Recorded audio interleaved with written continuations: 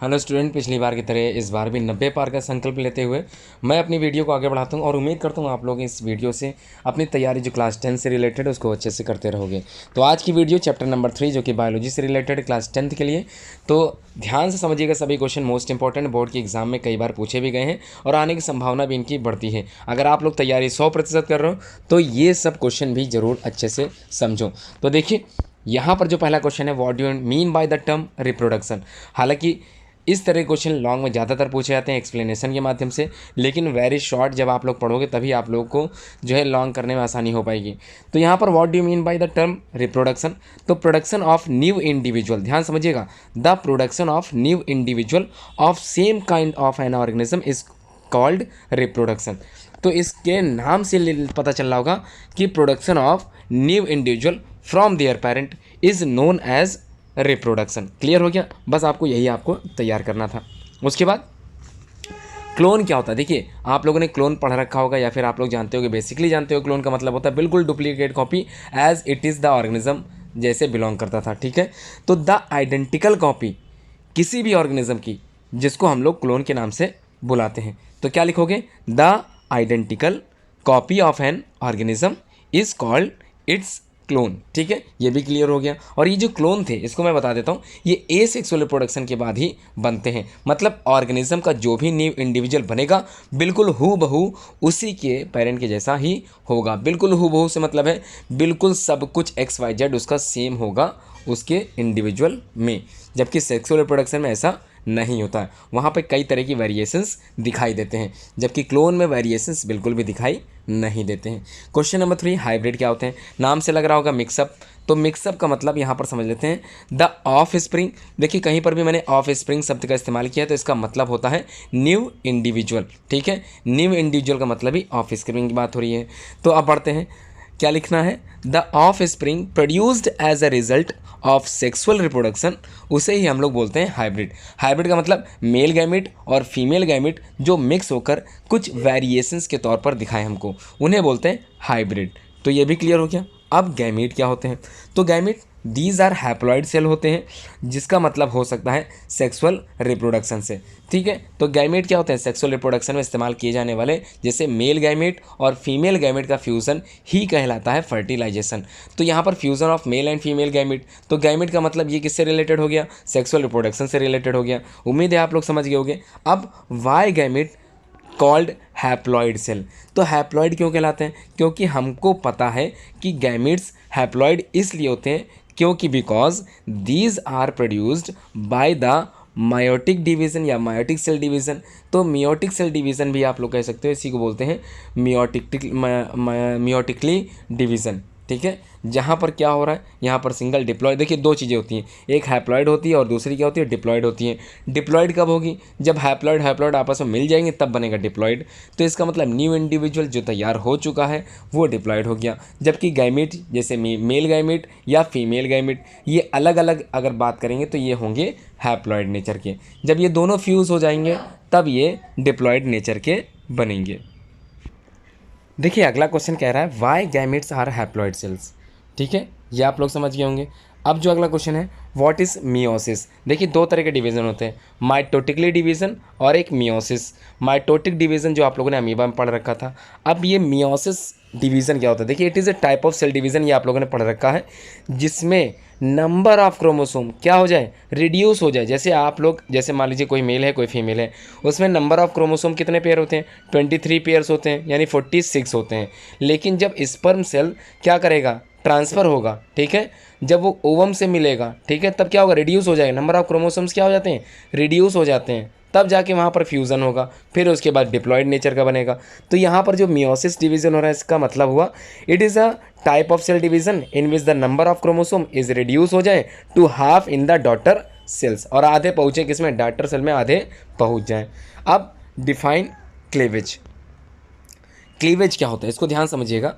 ये जो क्लीवेज शब्द है, ठीक है, एक सीरीज़ जो कि सीरियली अकरिंग माइटोटिक डिविजन्स के माध्यम से जो है रिलेट करती है इन द जाइगोट में, which result in the formation of primary embryo. क्या बनाएगी? प्राइमरी एम्ब्रियो बनाएगी। फिर से एक बार समझ लीजिए, क्लेवेज का मतलब it is a series of serially occurring mitotically division में अंतर्गत आएगा, और वो भी किसमें, जाइगोट में होगा, विच रिजल्ट, जो आगे रिजल्ट देगा in the formation of primary embryo. ठीक है, व्हाट इज गेस्टेशन पीरियड। देखिए ये जो एम्ब्रियो का जो पीरियड होता है, ठीक है, एम्ब्रियो बनने से लेके और बच्चा होने तक, ठीक है, बेबी फॉर्मेशन या ये न्यू इंडिविजुअल होने तक, ये जो पीरियड है इसको बोलते हैं गेस्टेशन पीरियड। द एम्ब्रियोनिक पीरियडिंग मतलब the embryonic period during which zygote becomes the completely form individual, इसी को बोलते हैं गेस्टेशन पीरियड। तो गेस्टेशन पीरियड समझ में आ गया। अब सभी एनिमल्स का, सभी ऑर्गेनिज्म का अपना खुद का एक गेस्टेशन पीरियड होता है। तो आपसे पूछा गया what is the gestation period in human. ठीक है, जो महिलाएं होती हैं ह्यूमन में अगर बात करें तो 9 महीने की जो गेस्टेशन पीरियड होता है वो होता है पूरा पूरा। अगर दिन की बात करें तो 9 3 27 और प्लस 0 ऐड कर दो तो मतलब लगभग 270 और प्लस 10 दिन और, तो लगभग 280 डेज़ का गेस्टेशन पीरियड होता है डेज़ में। अगर मंथ में है लिखना है आपको तो 9 मंथ आप लोग लिख सकते हैं। अगला क्वेश्चन है कॉन्ट्रासेप्शंस क्या होते हैं। देखिए ये कॉन्ट्रासेप्शंस आप लोगों ने पढ़ रखा होगा फैमिली प्लानिंग के अंतर्गत। कुछ मेथड थे, बैरियर मेथड था, सर्जिकल मेथड था, ये सब मेथड आप लोगों ने पढ़ रखा था। अब ये कॉन्ट्रासेप्शन क्या होता है इसको मैं बता देता हूँ। द मेथड ऑफ प्रिवेंटिंग, ठीक है, बचाव करना, प्रिवेंट कर देना, रोक लगा देना, रोकथाम कर देना, किस चीज़ का, द फर्टिलाइजेशन का। अब फर्टिलाइजेशन क्या होता है ये आप लोगों ने पढ़ रखा होगा। मेल गैमेट और फीमेल गैमेट का फ्यूज़न होना ही फर्टिलाइजेशन कहलाता है। तो इसको रोक देना, इसी को बोलते हैं कॉन्ट्रासेप्शन। तो कॉन्ट्रासेप्शन तो ईजिएस्ट वे में मैंने समझा दिया है। क्या करना, द मेथड ऑफ प्रिवेंटिंग, क्या प्रिवेंट कर देना, द फर्टिलाइजेशन प्रोसेस को, इसी को बोलते हैं क्या, कॉन्ट्रासेप्शन। अब अगला है रीजनरेशन क्या होता है। देखिए आज सेक्सुअल रिप्रोडक्शन में आप लोगों ने काफ़ी कुछ पढ़ रखा था। क्या था, फिजन पढ़ रखा था, और क्या पढ़ रखा था, फ्रेगमेंटेशन पढ़ रखा था, और क्या पढ़ रखा था, स्पोरुलेशन पढ़ रखा था, और वेजिटेटिव प्रोपोगेशन पढ़ रखा था, और क्या पढ़ रखा था, आप लोगों ने क्या पढ़ रखा था, इसके अलावा बडिंग पढ़ रखा था, ये सब कुछ पढ़ रखा था। इसके अलावा आप लोगों ने रीजनरेशन भी पढ़ रखा होगा, जिसमें प्लानेरिया मोस्ट इंपॉर्टेंट एग्जाम्पल था। ठीक है, प्लानेरिया एग्जाम्पल था मोस्ट इंपॉर्टेंट, और दूसरा एग्जाम्पल था हाइड्रा। ये दोनों में ही रीजनरेशन पाया जाता है। अब ये रीजनरेशन होता क्या है, देखिए एक तो क्लियर हो गया, आज सेक्सुअल रिप्रोडक्शन के अंतर्गत आता है। और होता क्या इसको मैं बता देता हूँ। Regeneration, the repairing and reformation of a lost body part is called regeneration. मतलब अगर शरीर का कोई अंग कट गया है या शरीर को बिल्कुल हम लोगों ने अलग कर दिया है 2 भागों में, 4 भागों में, तो उनसे क्या होगा, नया ऑर्गेनिज्म डेवलप होगा। The formation of a new organism from a small fragment of parental body, इसे ही बोलते हैं रीजनरेशन। अब टोटीपोटेंसी क्या होता है इसको देख लेते हैं। ये बहुत ही ईजीएस्ट में मैं समझा रहा हूँ। मैं उम्मीद करता हूँ आप लोगों को सारे क्वेश्चन समझ में आ रहे हैं। कमेंट बॉक्स में जरूर कमेंट करके बताएं, और वीडियो अच्छी लगे तो शेयर जरूर करें। तो क्या है totipotency, the ability of a cell, ठीक है, किसी भी सेल की एबिलिटी होती है, उसकी कुछ ना कुछ योग्यता होती है, जिसमें वो give rise to an entire organism, जिसमें वो एक ऑर्गेनिज्म में बदल जाता है, इसे ही बोलते हैं टोटीपोटेंसी। तो ये क्लियर हो गया। आगे देखते हैं, what do you mean bye triple fusion. देखिए ट्रिपल फ्यूजन को पढ़ने से पहले आप लोगों को याद होगा कि double fertilization basically found in angiospermic plant. तो जब एंजियोस्पर्मिक में डबल फर्टिलाइजेशन पाया जाता है, इसका मतलब वहाँ पर 2 तरह का फ्यूज़न हो रहा था।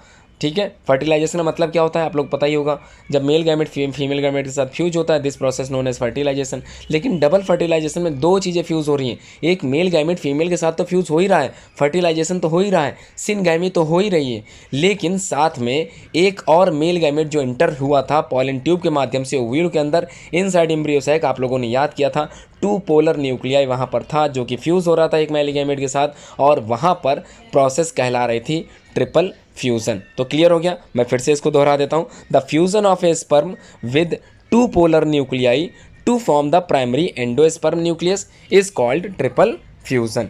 अब in which type of plant triple fusion is found, ये बेसिकली वाला क्वेश्चन अभी मैंने बताया भी था। एंजियोस्पर्मिक प्लांट जो होते हैं जिसमें ट्रिपल फ्यूजन के साथ साथ डबल फर्टिलाइजेशन प्रोसेस भी पाया जाता है। आगे देखते हैं, व्हाट इज सिनगैमी, देखिए अभी मेरे मुंह से निकला था जब मैंने फर्टिलाइजेशन को एक्सप्लेन किया था। सिनगैमी जिसको हम लोग फर्टिलाइजेशन भी कहते हैं और जिसका मतलब ही होता है the fusion of sperm with egg cell to form zygote is called syngamy, मतलब fusion of male and female gamete, this process known as क्या कहलाएगी, सिनगैमी कहलाएगी। और क्या बनेगा, टू फॉर्म जाइगोट बनेगा। अगला क्वेश्चन है what is structure secrete progesterone hormone. तो प्रोजेस्टेरॉन हार्मोन का सिक्रीशन कहाँ से हो रहा था, मैं सिंपल वे में बता देता हूँ। Progesterone hormone is basically secreted by corpus luteum, जो कि महिलाओं में पाया जाता है और जो कि ओवरी के अंदर होता है। ठीक है, बिल्कुल समझ में आ गया। क्या है, progesterone is secreted by corpus luteum, जो कि फीमेल में होता है, इन फीमेल्स और इनसाइड ओवरी। क्लियर है, आगे बढ़ें। व्हाट इज एंडोस्पर्म, एंडोस्पर्म होता क्या है, व्हाट इज इट्स फंक्शन, इसके फंक्शन को भी बताइए। तो what is endosperm, it is a triploid tissue होता है, form a result of triploid मतलब ट्रिपल फ्यूजन। देखिए फिर से समझ लीजिए, एंडोस्पर्म की बात हो रही है, ट्रिप्लॉइड टिश्यू फॉर्म्ड बनते हैं रिजल्ट ऑफ ट्रिपल फ्यूजन के बाद, किसमें, एंजियोस्पर्म फ्लावरिंग प्लांट में। और यही प्रोवाइड कराता है न्यूट्रिशन को, किसको, न्यूट्रिशन को प्रोवाइड कराता है। और किसको देता है न्यूट्रिशन, टू द एम्ब्रियो, इसीलिए नाम है एंडोस्पर्म। और इसका फंक्शन समझ गया, it provide nutrition to the embryo. जो नया ऑर्गेनिज्म बन रहा है, एम्ब्रियो बन रहा है, उसको न्यूट्रिशन प्रोवाइड कराता है एंडोस्पर्म। आगे बढ़ते हैं, what which part of the flower become the fruit, ये क्या होगा इसका आंसर। देखिए इसका आंसर जो होगा, आफ्टर फर्टिलाइजेशन द ओवरी क्या होगी, बिकम हो जाएगी, फ्रूट बन जाएगी। और जबकि ओव्यूल्स जो होते हैं ओवरी के इनसाइड, वो सीड्स में कन्वर्ट हो जाएंगे। तो उम्मीद है आप लोगों को इसका आंसर भी समझ में आ गया होगा। अगला क्वेश्चन नंबर नेक्स्ट जो 20 वाला है, इसको देख लेते हैं। Name those parts of the flower which serve the, ध्यान समझिए, which serve the same function as the following do in the animals. ठीक है, अगर बात करें सेम इन द एनिमल्स की, तो ये जितने भी पार्ट दिए गए, ये name those part of the flower which serve the same function as the following do in the animals. तो इनको अच्छे से समझ लेते हैं। ठीक है, यहाँ पर अगर हम लोग बात करें टेस्टिस जो कि मेल में होते हैं, एनिमल्स में होते हैं। फ्लावर की अगर बात करें, प्लांट की अगर बात करें, तो ये एज इट इज़ एंथर कहलाएंगे। बात करें ओवरी की, जो कि एनिमल्स में होती है, ह्यूमंस में होती है, फीमेल रिप्रोडक्टिव पार्ट होता है। Female part of the flower में भी ओवरी ही रहती है। और एग्स की अगर बात करें, जो एनिमल्स में होते हैं, वहाँ पर ओव्यूल्स कन्वर्ट हो जाता है।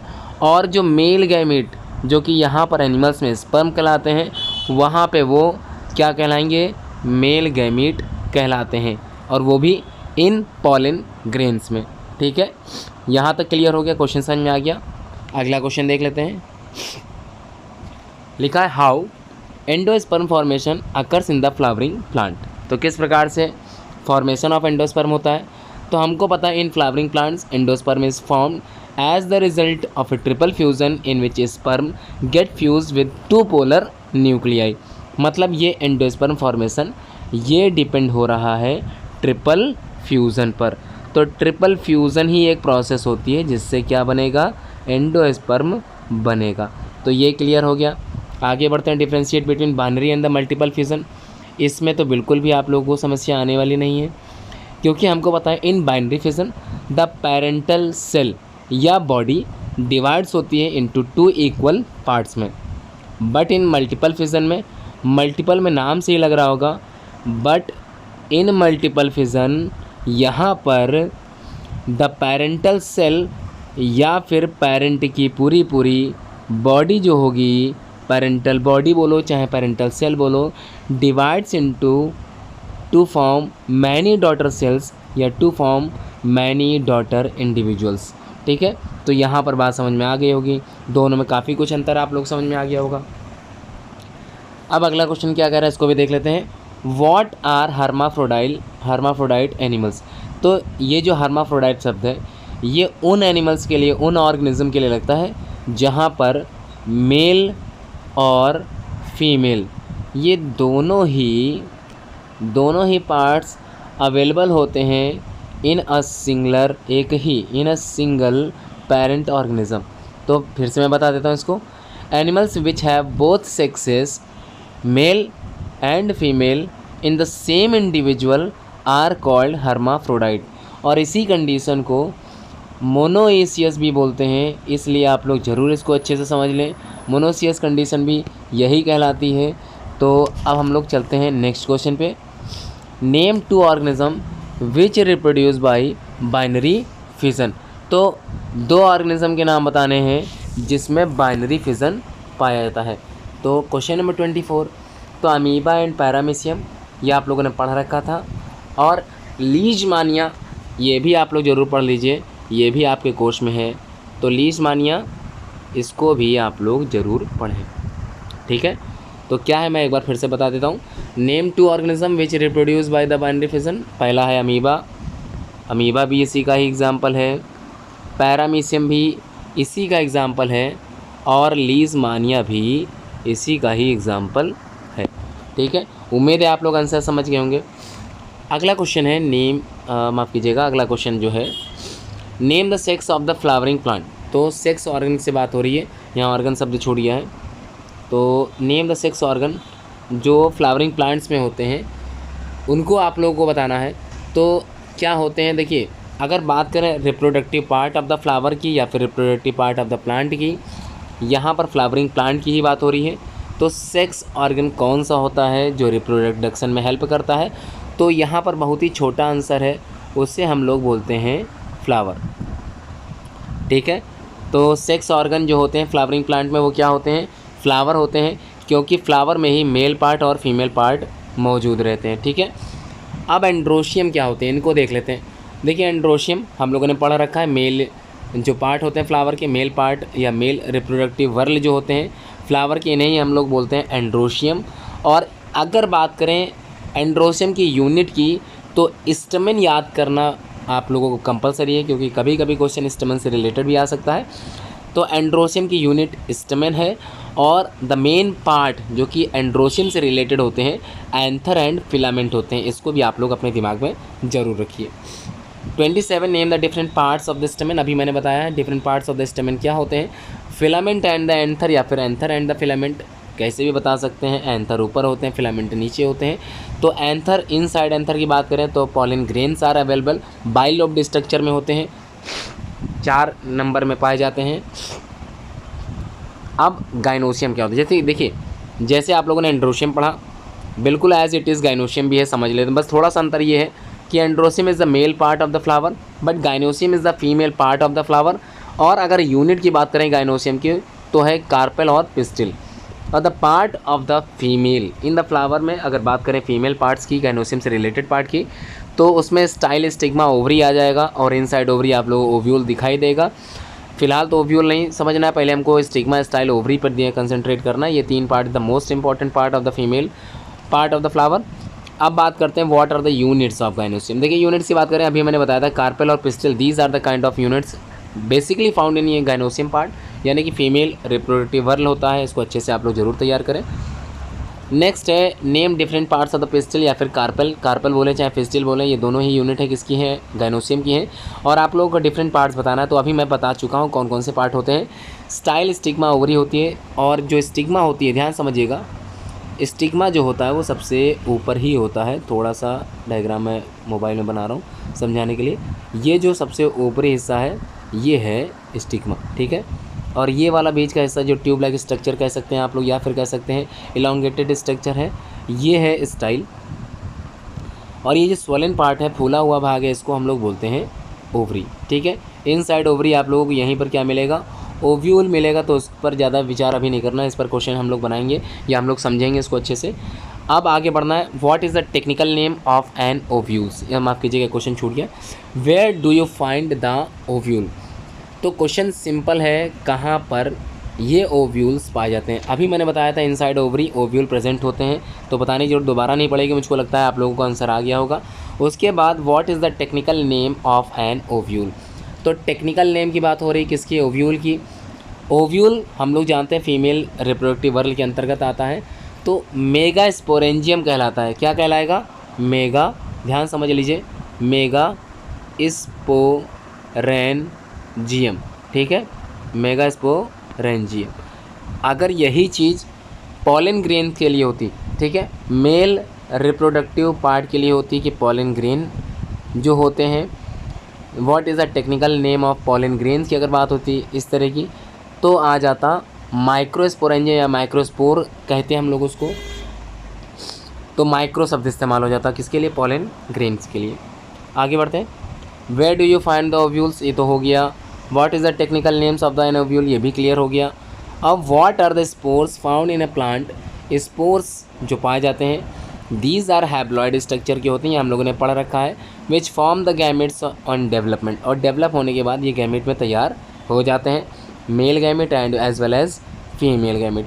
मेल गैमेट को हम लोग पॉलन ग्रेन बोल रहे हैं और फीमेल गैमेट को यहाँ पर क्या बोलेंगे, एग बोलेंगे, ओव्यूल बोलेंगे। ये चीज़ क्लियर आप लोग को आनी चाहिए।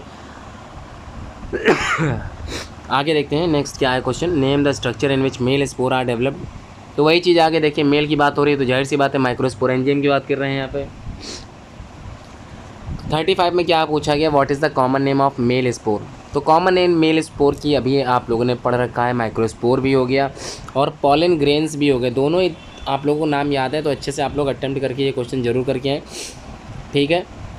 तो किसकी बात हो रही है, मेल स्पोर्स की बात हो रही है। तो what is the male spores, तो क्लियर समझ में आ गया होगा, ये एंथरी कहलाते हैं, माइक्रोस्पोरेंजिया के अंतर्गत बनते हैं। आगे बढ़ते हैं, डिफाइन मल्टीपल फिजन। तो मल्टीपल फिजन देखिए, अभी आप लोगों ने बाइनरी फिजन और मल्टीपल फिजन में अंतर बताया था, बिल्कुल उसी तरह से आप लोगों को यहाँ पर लिखना है। Multiple fission is an asexual method of reproduction where the parent organism split हो जाता है, टूट जाता है, डिवाइड हो जाता है to form many new organism या many new individual at the same time. देखिए यहाँ पे मल्टीपल फिजन क्या होता है, क्लियर मैंने बता दिया, फिर से एक बार मैं बता देता हूँ। मल्टीपल फिजन एक तरह का असेक्सुअल मेथड ऑफ रिप्रोडक्शन होता है वेयर द पेरेंट ऑर्गेनिज्म ये स्प्लिट हो जाता है, टूट जाता है, डिवाइड हो जाता है to form many new individual या new organism at the same time. Clear है, आगे बढ़ें। तो अब अगला जो क्वेश्चन यहाँ पर पूछ रहा है, एक्सप्लेन करिए बडिंग को in hydra with the help of diagram only. देखिए डायग्राम समझाते हुए आप लोगों को एक्सप्लेन करना है। तो डायग्राम आप लोगों को याद आ रहा होगा हाइड्रा का, नहीं याद आ रहा तो मैं थोड़ा सा हिंट दे देता हूँ। कुछ इस तरह से डायग्राम बनाया होगा आप लोगों ने, यहाँ पर आप लोगों ने टेंसिल निकाले थे इस तरह से, और यहाँ पर आप लोगों ने थोड़ा सा आउटग्रोथ दिखाया था।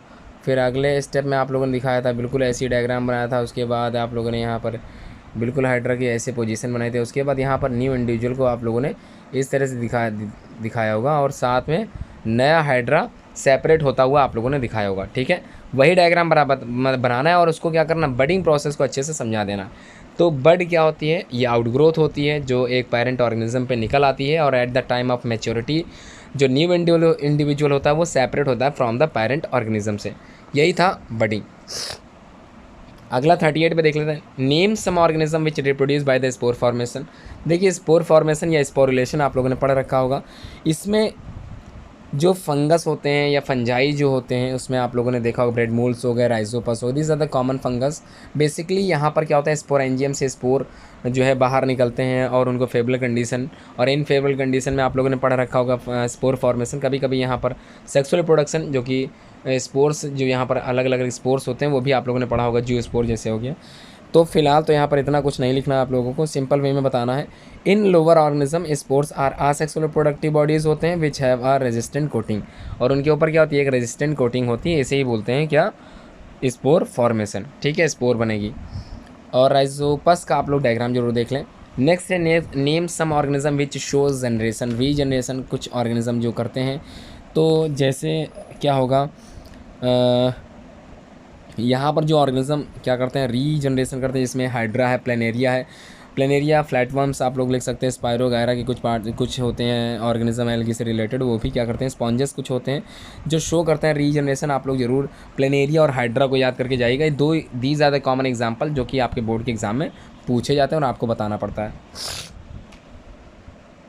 अगला क्वेश्चन है, तो यहाँ पर माफ़ कीजिए थोड़ा सा क्वेश्चन मैं बता देता हूँ, थोड़ा सा ये जो क्वेश्चन था क्वेश्चन नंबर 38, यहाँ पर सिर्फ नेम पूछा गया था तो आप लोग डेफिनेशन लिखने की जरूरत नहीं है।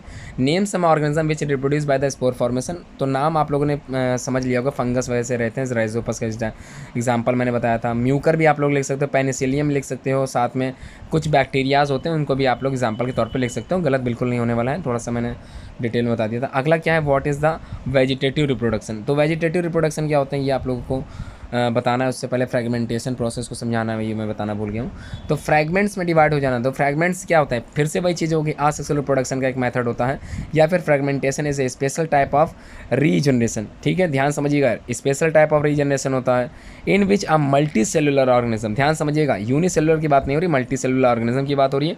ब्रेक नेचुरली ब्रेक होता है, खुद से ब्रेक नहीं, मतलब अपने आप से ही ब्रेक हो जाता है, खुद से ही ब्रेक हो जाएगा, नेचुरली ब्रेक हो जाएगा, इनटू टू और मैनी फ्रैगमेंट्स कह सकते हैं, पार्ट्स कह देते हैं, और उसी पार्ट से क्या होगा, प्रोड्यूस आ न्यू इंडिविजुअल या न्यू डॉटर सेल्स जो है अराइज हो जाएगी, न्यू पेरेंट्स, माफ़ कीजिएगा, पुराने ओल्ड पेरेंट्स से न्यू इंडिविजुअल तैयार हो जाएगा। इस प्रोसेस को फ्रेगमेंटेशन कहते हैं, और मोस्टली फाउंड या मोस्टली अकर्स इन एल्गी और स्पायरोगायरा और ulothrix, these are the common algae, आपके कोर्स में शामिल हैं, इसको जरूर पढ़ के जाएगा।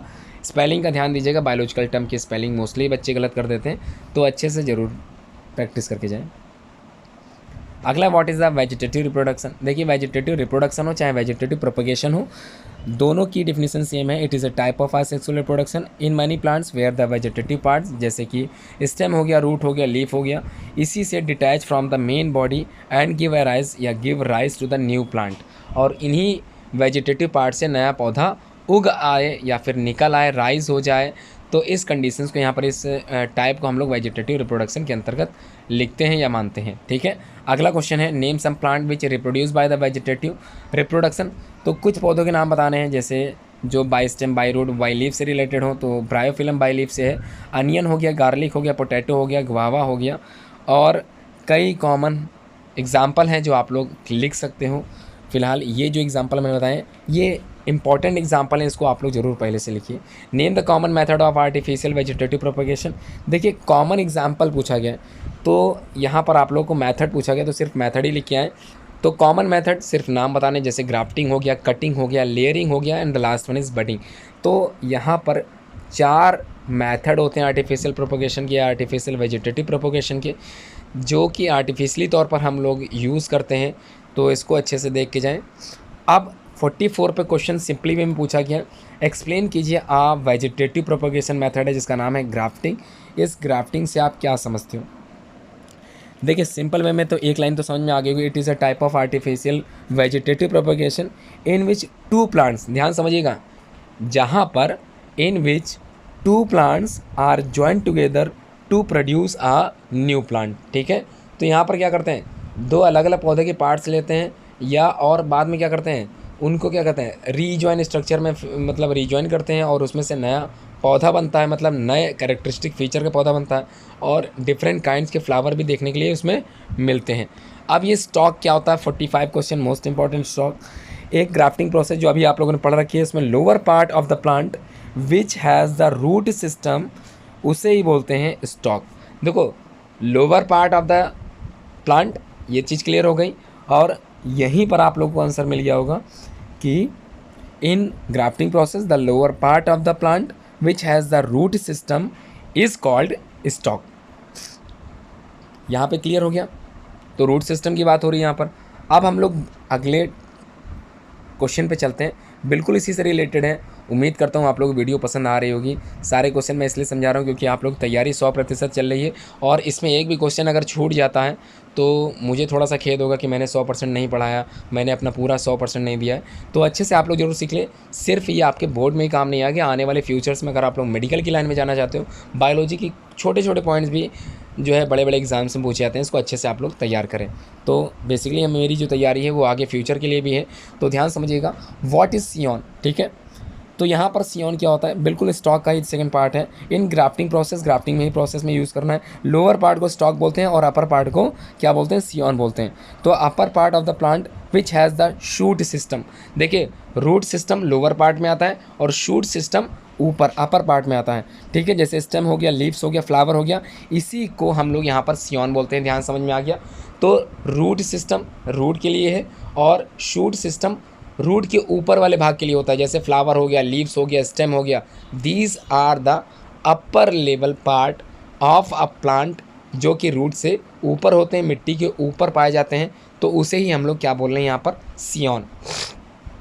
अगला 47, differentiate between the pollen grain ovules.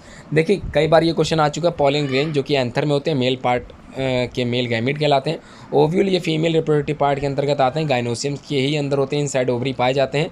और यहाँ पर मेगास्पोरेंजियम की बात हो रही थी, इनसाइड मेगास्पोरेंजियम कह लें, और ये जो थे माइक्रोस्पोर कहलाते हैं और माइक्रोस्पोरेंजियम के अंतर्गत आते हैं। तो डिफ्रेंशिएट तो काफ़ी मैंने यहीं पर समझा दिया, पॉलन ग्रेन्स मेल पार्ट के होते हैं और जबकि ओव्यूल फीमेल रिप्रोडक्टिव पार्ट होते हैं।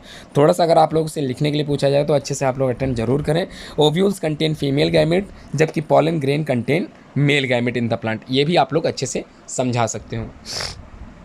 अगला नेक्स्ट क्या है, what is the function of the flower.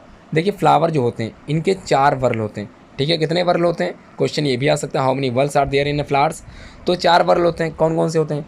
देखिए एक होता है कैलिक्स, ठीक है, इसकी यूनिट होती है सेपल्स। एक होता है कोरोला, इसकी यूनिट क्या होती है, इसकी यूनिट होती है पेटल्स।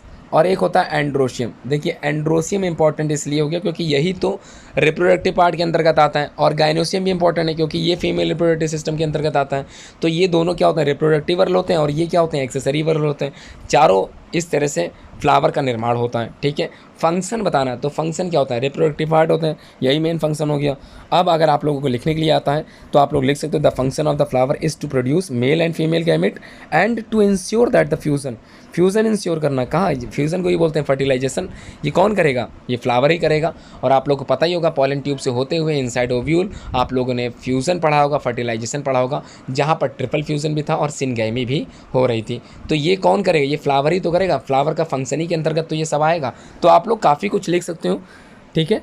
अब हम लोग बात करते हैं नेक्स्ट क्वेश्चन की। क्वेश्चन नंबर नेक्स्ट जो है इसको देख लेते हैं, state the function of the stigma. देखिए स्टिग्मा अगर ना हो, किसी फ्लावर में स्टिग्मा ना हो तो स्टिग्मा होता क्या, पहले तो उसकी लोकेशन देख लेते हैं।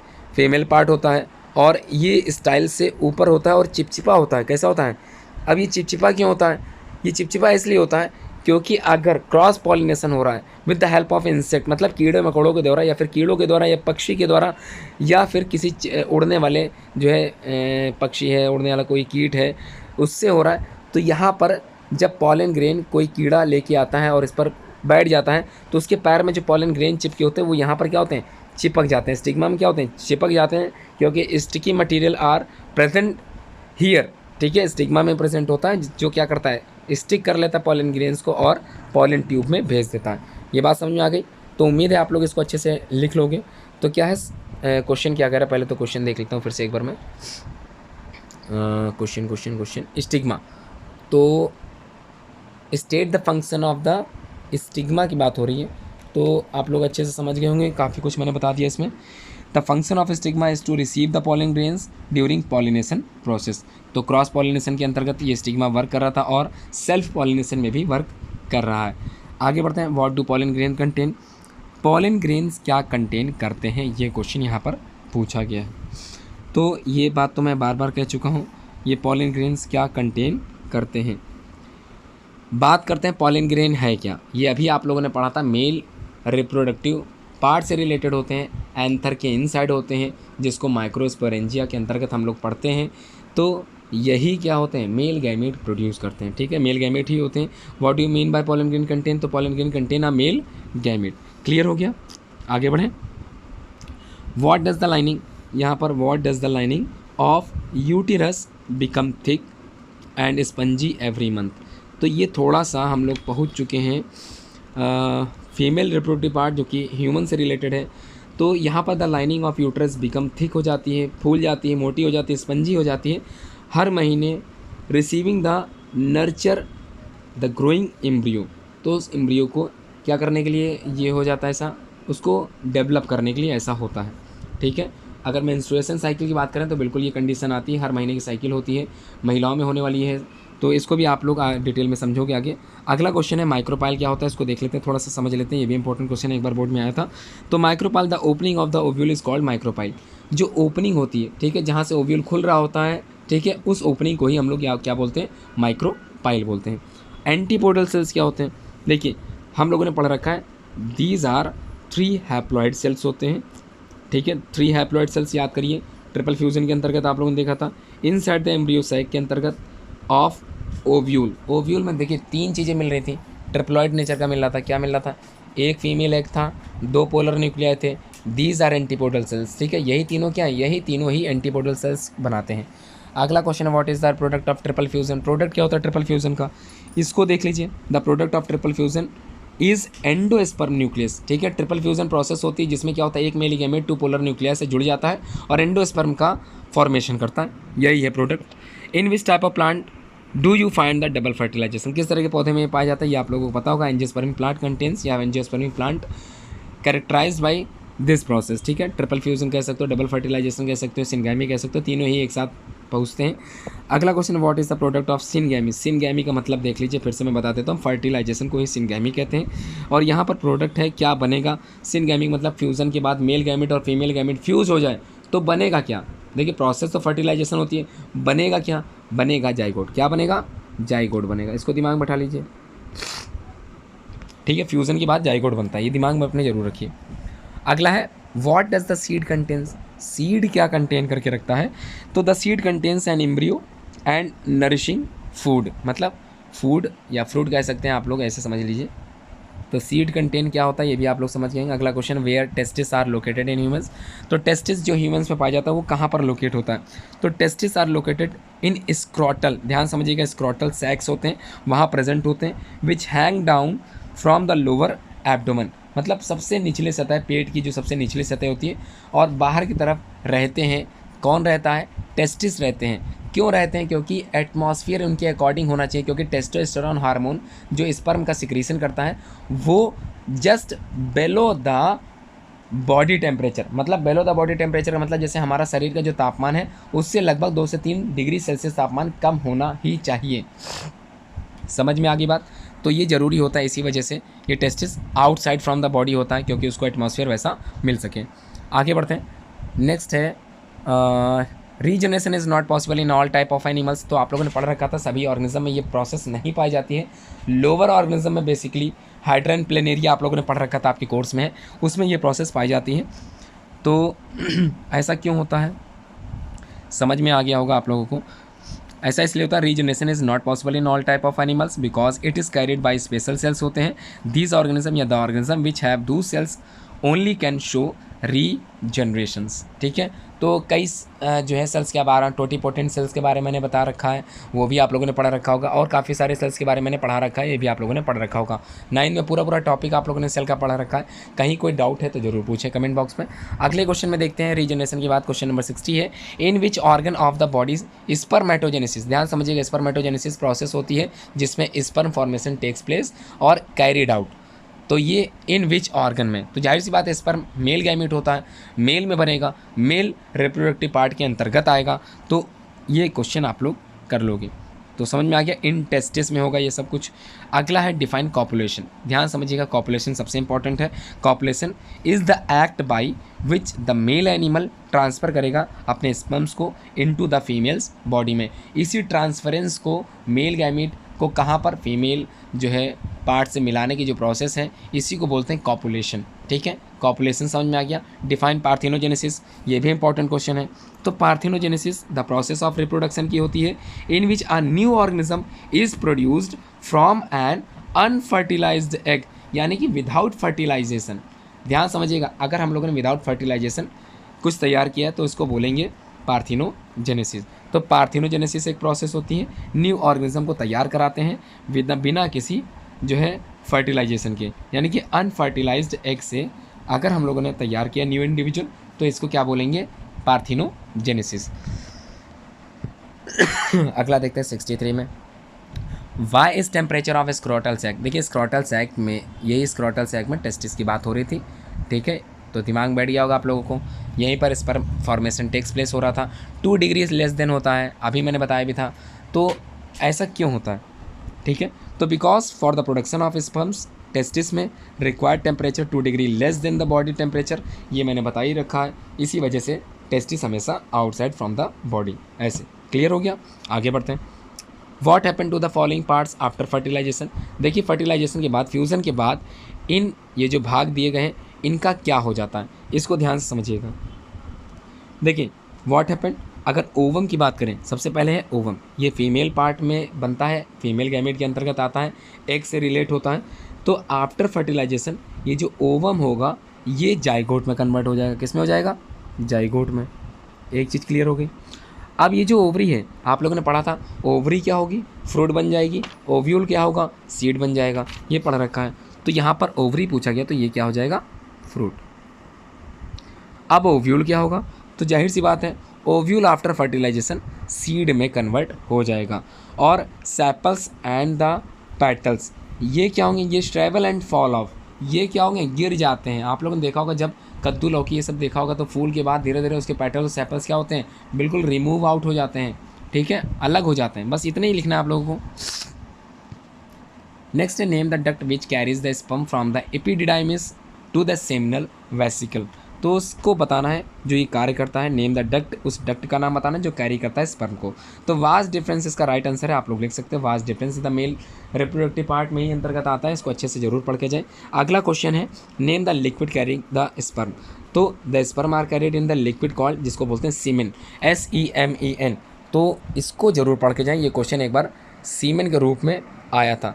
तो liquid part of a sperm is known as semen. इसी सीमेन के द्वारा ही स्पर्म जो होते हैं वो इनसाइड ओवरी जाते हैं और एग पर क्या करते हैं, टारगेटेड जो सेल होते हैं उस पर जो है इनसाइड जाने का प्रयास करते हैं और एक स्पर्म जो होता है वो क्या करेगा, कैरियर या फिर इनसाइड द एग के अंदर चला जाएगा और वहाँ पर फ्यूज़न हो पाएगा, ठीक है, ये चीज़ होगी clear. Name the liquid carrying the sperm, इसको क्या बोलेंगे। दोनों क्वेश्चन एक जैसे हो गए हैं, थोड़ा सा परेशान मत होइए, आगे देखते हैं। नेक्स्ट क्वेश्चन है what is the function of vagina, और इससे पहले का name the organ female reproductive system का। तो फीमेल रिप्रोडक्टिव सिस्टम के जो ऑर्गन्स होते हैं जैसे ओवरीज हो गए, फेलोपियन ट्यूब्स हो गए, ओविटेट जिसको बोलते हैं, यूट्रस हो गया and vagina, these are the kind या दीज आर द टाइप्स या these are the part of the female reproductive system. अब वजाइना क्या होता है, तो वजीना या वजाइना कई लोग डिफ़र करते हैं, तो आप लोग परेशान बिल्कुल मत होइए। तो होता क्या है इसको ज़रूर समझ लीजिए। देखिए फीमेल रिप्रोडक्टिव सिस्टम का ही भाग होता है, सबसे इंपॉर्टेंट पार्ट होता है ऑफ फीमेल रिप्रोडक्टिव सिस्टम, ठीक है। ये रिसीव करता है स्पर्म को ड्यूरिंग द कॉपुलेशन, और कॉपुलेशन क्या होती है, transference of sperm cell into the ovary, ठीक है। तो यही क्या होता है, इसी को कॉपुलेशन कहते हैं। तो ये भी समझ में आ गया। अगला है name the place where the fertilization takes place in human. Human की बात करें तो ये कहाँ पर टेक्स प्लेस होगा, तो ह्यूमन में फेलोपियन ट्यूब्स में होता है जो कि फीमेल रिप्रोडक्टिव पार्ट के अंतर्गत आता है। अगला where are the ovaries place inside the female body. तो वेयर आर ओवरीज, तो ovaries are place in the lower part of the abdominal cavities. और आप लोगों ने देखा होगा प्रेगनेंसी के टाइम यही जो ओवरीज होती हैं ये थोड़ी सी बाहर निकल आती हैं, मतलब फूल जाती हैं धीरे से, और यहीं पर यूट्रस वॉल या फिर और आगे आप लोग पढ़ेंगे तो कई तरह के कॉन्ट्रासेप्टिव डिवाइसेस होते हैं जो कवर कर लेते हैं यूट्रस वॉल को, और स्पर्म जो है इनसाइड नहीं जा पाता। तो ये सब कुछ इस चैप्टर के माध्यम से मैंने पढ़ा रखा है, आप लोग प्रीवियस वीडियो को जरूर अच्छे से अटेम्प्ट करें या देखें उसको। अगला नेक्स्ट क्वेश्चन है where are the ovaries place, ये तो हो गया। What is vagina called the birth canal. तो बर्थ कैनल इसलिए कहलाता है क्योंकि baby formation takes place inside this part of the female reproductive system, ठीक है। तो इसी वजह से इसको करते हैं बर्थ कैनल।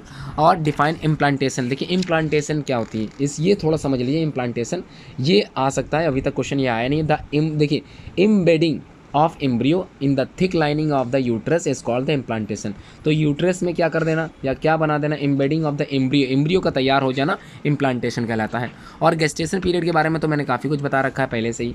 तो गेस्टेशन पीरियड क्या होता है, the period between fertilization and the birth, मतलब फ्यूज़न हो गया है, फ्यूज़न के बाद से लेकर जब तक बर्थ ना हो जाए, न्यू इंडिविजुअल बाहर ना आ जाए, उस प्रोसेस को या फिर उस जो टाइम पीरियड है इसको ही बोलते हैं गेस्टेशन पीरियड, ठीक है।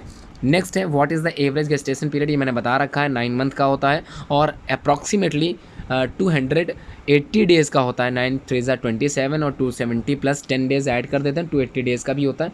इस तरह से भी आप लोग लिख सकते हो, 40 वीक्स भी आप लोग कह सकते हो। तो 40 सप्ताह का ये समय होता है। तो सप्ताह में भी याद करके जाएँ, मंथ में भी याद करके जाएँ और दिन में भी ज़रूर याद करके जाएँ। पार्टुरेशन क्या होता है इसको भी देख लेते हैं। ये क्वेश्चन अभी तक बोर्ड में नहीं आया लेकिन आने की संभावना इसकी बन जाती है क्योंकि NCERT जब से आप लोगों के कोर्स में शामिल हो चुका है, ये पूरे चैप्टर से क्वेश्चन कहीं से भी आ सकते हैं। तो parturition, the birth of the baby, ये delivery on completion of the gestation is known as parturition. देखिए गेस्टेशन पीरियड कंप्लीट होने के बाद बर्थ ऑफ द बेबी या न्यू इंडिविजुअल होता है, इसी को ही हम लोग बोलते हैं पार्टुरेशन। मतलब बेबी का बाहर आना ही क्या कहलाएगा, पार्टुरेशन कहलाएगा। अगला है state one function is perform by the following organ in the humans. तो हर एक का क्या बताना है, फंक्शन बताना है टेस्टिस और प्रोस्टेट ग्लैंड का। तो एक एक करके मैं बता देता हूँ। सबसे पहला फंक्शन टेस्टिस का बताता हूँ। Formation of sperm takes place in testis. और प्रोस्टेट ग्लैंड का फंक्शन अगर मैं बताऊँ तो इट कंट्रीब्यूट्स करता है फ्लूइड टू द सीमेन, तो सीमेन को कंटेन करता है। इस तरह से सब समझ सकते हैं, तो दोनों ही मिले जुले हैं, जरूरी हैं। अगला, name the 4 models of the reproductive system या 4 whorls of the reproductive use. अच्छा, थोड़ा समझ लीजिए, यहाँ पर 4 मैथड की बात हो रही है रिप्रोडक्शन की, use by the single organism या सिंगल सेल्स ऑर्गेनिज्म। तो क्वेश्चन उम्मीद है समझ में आ गया होगा। Single organism, name any 4 mode है, MOD से, मॉडल्स गलत लिख गया थोड़ा सा, मोड है, इसको दिमाग में रख लीजिए आप लोग, मोड है ऑफ रिप्रोडक्शन। तो सिंगल ऑर्गेनिज्म के द्वारा होता है, या फिर सिंगल सेल कह सकते हैं, या फिर आप लोगों को याद आ रहा हो फिजन है, फ्रेगमेंटेशन है, regeneration and budding. These are the common mode of asexual reproduction, या रिप्रोडक्शन के जो बेसिक मेथड होते हैं जिसमें सिंगल सेल ऑर्गेनिज्म रखे गए होते हैं। आखिरी क्वेश्चन इसको देख लें, name the role of placenta in the development of human embryo. Most important question है, कहने को तो बहुत ज़्यादा इंपॉर्टेंट, क्योंकि प्लेसेंटा अपने खुद में पहचान बनाए रखे हुए हैं। Role of placenta in the given below. पहला है, with the help of placenta embryo get nutrition from mother's blood.